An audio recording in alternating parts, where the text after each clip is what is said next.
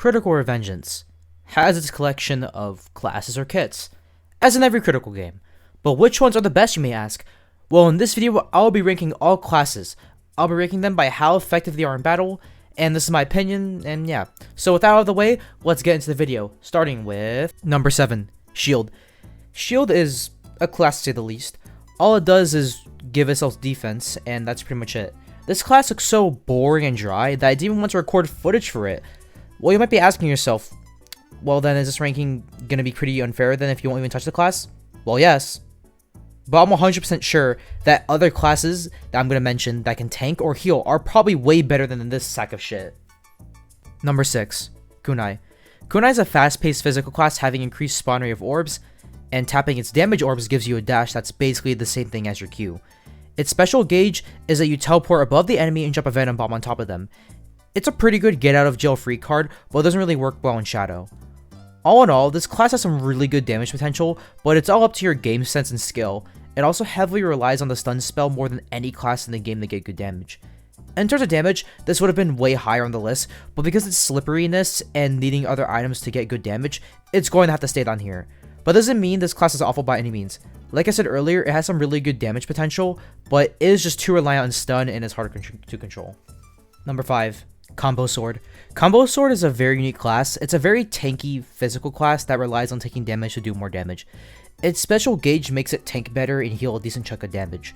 Its damage overall isn't too bad, and it's a class that's pretty friendly to those who are good and those who aren't.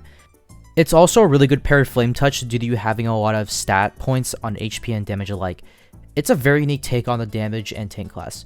My main gripe with this class though is that unlike all of the other classes that kind of don't need prestiges to be good, they can just be good just by itself, this one heavily relies on it since you need your HP stat up to do good damage, as well as balance that HP stat with your damage stat so that you can do damage. And for that reason, I just had to put Combo in 5th place.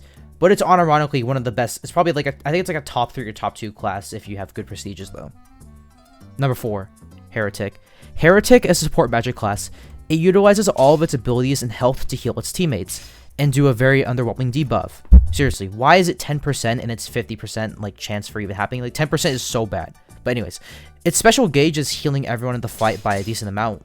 And even though this is a team class, every ability / orb works really well solo, except the blood orb, but it's whatever since Magic Flame can proc from the blood orb, so it all works out. And since this is basically mage but it heals, you can basically pair it with Magic Flame and all spells with a little bit of extra health and a lot of magic to deal a shit ton of damage. Overall, this class is very fun to use and is heavily misunderstood. Number 3, Mage. Mage is a magic class that utilizes abilities to do huge burst damage or damage over time. Its special gauge relies on how many stars you have from hitting the star orbs, but it does pretty good damage for a gauge. This is one of the best classes to get into since not only are there a shit ton of items you can get early, the early game spells are very good, and as much as getting the Mountain Key gives you access to some of the best spells in the game. It's all around a really good class in all stages progression. You can say that about Heretic, but Mage is a little bit more usable. Number 2, Archer. Archer is a burst damage physical class. I didn't grind the passives and didn't use the time to master this class, but from the DPS I've seen from my friends and pro players, Archer really deserves this placement as one of the best classes in the game, due to its ability to manifest DPS from nowhere and being able to do thousands of damage in a matter of seconds. You basically collect arrows from hitting normal orbs as well as hitting the quiver for war orbs, then you use your special to one-shot enemies. It's very cool. The footage in the background might not speak for itself, but that's because I'm really bad at managing orbs for this class and I hadn't grinded passives yet. And the only thing that doesn't bring this to our number 1 is due to shield bursting, which brings us to our number 1. Number 1, Katar. Katar is a combo physical class that relies on becoming the sands of the game, stacking up your hits until anyone's shields go down, and combines the barrage and special gauge to do an alright 10k to 20k per combo. The special gauge itself is a ground pound that does higher damage with hits, which is really good because if you're in the middle of your barrage, you can just press F and it would consume those hits to do extra damage, whilst the barrage still thinks you still have all those hits, so you just do like 8 billion damage. It's honestly really broken and there's barely any downsides to this class. It has good damage and good shield bursting, and it's overall just really good.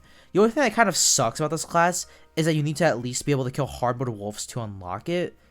So, because you need it for the grappling hook, but that's like the only small flaw with it. And yeah, that's all of the classes ranked. I tried my best to make all the rankings accurate, so if you think my rankings were wrong, comment down below and tell me how I was wrong.